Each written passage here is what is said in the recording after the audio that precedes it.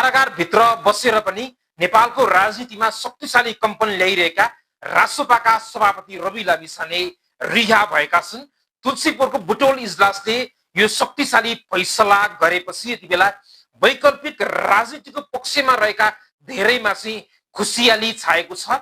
खास गरी जेनजी आन्दोलनपछि रवि लामिछानेको माग धेरै जेनजीहरूले गरिरहेका थिए र जेनजी आन्दोलनमा पनि रवि लामिछानेले समर्थन जनाएका थिए। यति बेला महत्त्वपूर्ण कुरा भनेको वैकल्पिक राजनीति चाहिँ कमजोर बनिरहेको थियो।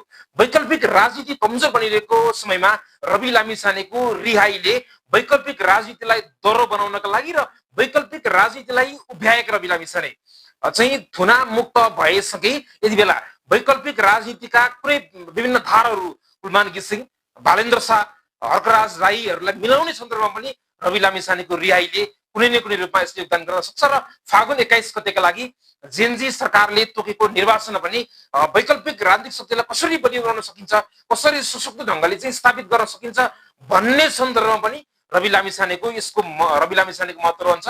र खास गरी राष्ट्रपाले यो रवि लामिछानेको रिहाईसँगै राजनीतिक प्रतिशोधलाई अदालतले मुक्त गराएको कुरा उल्लेख गरेको छ। रवि लामिछानेको रिहाईले नेपालको राजनीतिमा त हलचल मचाएको छ नै। रवि लामिछाने विगतमा भनेको कुरा चाहिँ के हो छ भन्दाखेरि उनी राजनीतिक प्रतिशोधबाट जेल गएका थिए र उनले अन्तमा बदलाको कुरा गरेका थिए।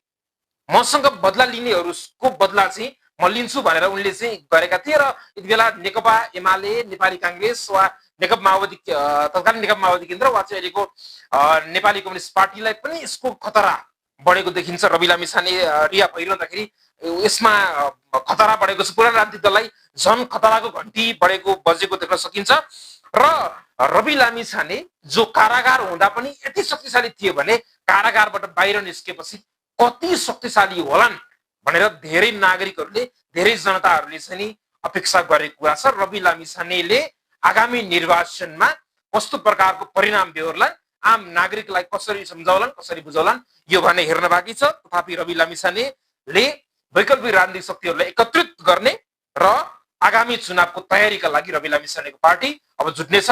रवि लामिछानेका लागि हाम्रो तर्फबाट पनि धेरै धेरै शुभकामना।